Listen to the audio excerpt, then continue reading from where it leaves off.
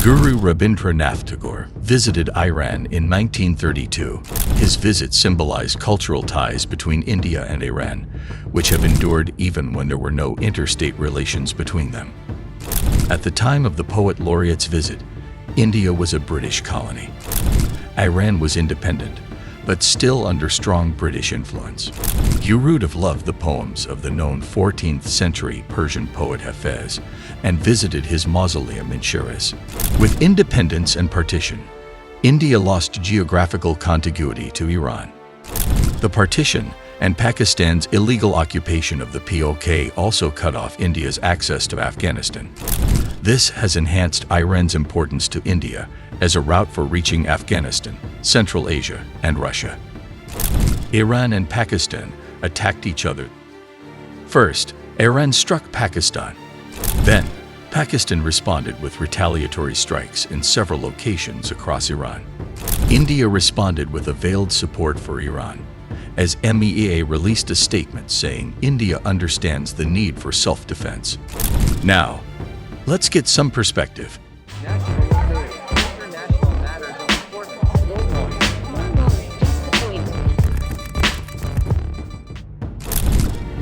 The Indian subcontinent borders Iran, and the connection spans thousands of years between the two ancient civilizations. The Persian influence, particularly on language with Urdu words being added in the Hindi vocabulary, and the architecture from Lahore to Agra, in the Mughal period India, are strong remnants of those ties. Prior to that, the migration of the Zoroastrian people fleeing from persecution to Western India made India the permanent home to the world's largest such community, the Parsis. Shortly after Indian independence, India and Iran established formal foreign relations in 1950, but were not off to the best start. What happened next shaped the history of Iran, Pakistan, and India. The foundation of Iran-Pakistan relations was laid down with the birth of Pakistan. Iran became the first country to recognize Pakistan's sovereignty on August 14, 1947. The two countries even signed a treaty of friendship in May 1950. Shah Reza Pahlavi, the Shah of Iran, became the first head of state to visit Pakistan in 1956. Pakistan opened its first embassy in Tehran soon after. When India supported Egypt as the leader of the Arab world, Iran was irked by the idea. Iran found a friend in Pakistan to push forward its position. During the early decades of the Cold War, a non-aligned India supported the Soviet Union while Iran sided with Pakistan. Iran even helped Pakistan with arms and ammunition during its war against India in 1965 and 1971.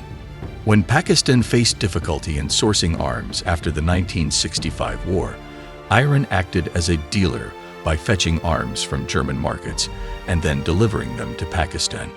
When Pakistan could not source military hardware from the West, Iran bought many F-86 jet fighters, air-to-air missiles, artillery, and ammunitions from West Germany. Some aircraft were delivered to Pakistan via Iran, while others were home-delivered to Karachi, according to a U.S. intelligence memorandum document. In the 1971 war, Iran provided Pakistan with 12 helicopters and military equipment like artillery, ammunition, and spare parts. Iran also provided Pakistan with oil during the war, at cheaper rates according to a Foreign Relations of the United States document. However, in the last years of the Shah's reign, ties started souring. Despite Iran's support to Pakistan, leaders and ministers from both India and Iran did exchange visits, beginning with Shah Mohammad Reza Pahlavi's tour of India in 1956. Prime Ministers Jawaharlal Nehru and Indira Gandhi also visited Iran and were received with honors. In 1974, the Shah of Iran skipped a visit to Lahore for an Islamic conference because Pakistan had invited Libyan leader Muammar Gaddafi. Iran even jumped Pakistan's request to condemn India for the Smiling Buddha nuclear test in 1974.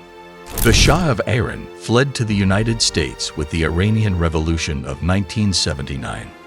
Iran shifted its foreign policy from pro-Western to anti-Western overnight, and Pakistan took the road to sunny ultra-conservatism under Bhutto. Meanwhile, in Pakistan, military dictator General Zia-ul-Haq ousted Zulfikar Ali Bhutto in 1977.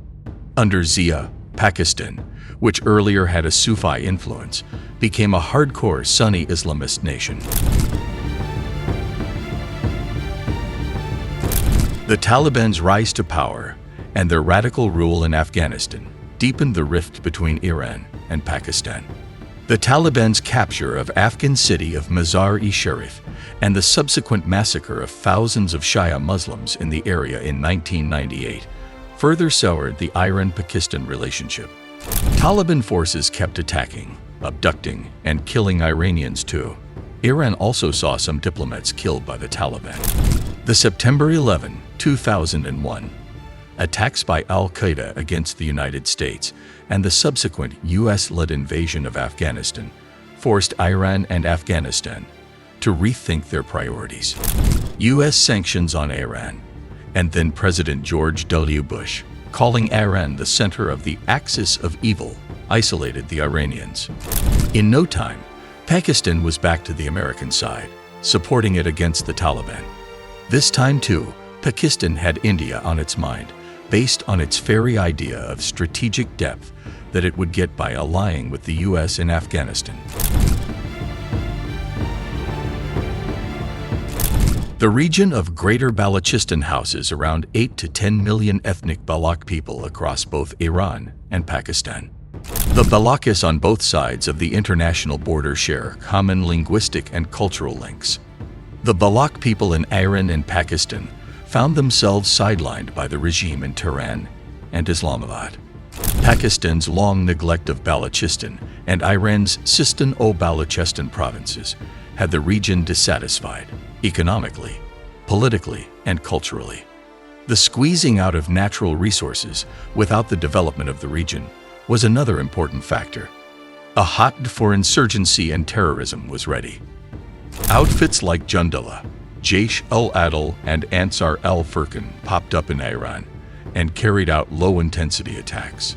Pakistan's Balochistan saw 4 uprisings led by Balochis in 1948, 1958-59, 1962-63, and 1973-77.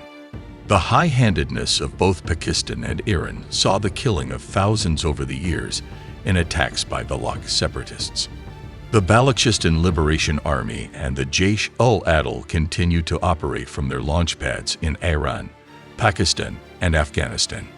Ironically, it is the common enemy, the Baloch insurgents, which has caused the war between Iran and Pakistan, who were once. The scale and bitterness between Pakistan and Iran is unlike what has been seen in history. Both are in a military and diplomatic confrontation. The intense Iranian attack and the Pakistani reply that unfolded between the two brings us to a significant low point in the Iran-Pakistan bilateral relations, which were once like one soul in 2 bodies.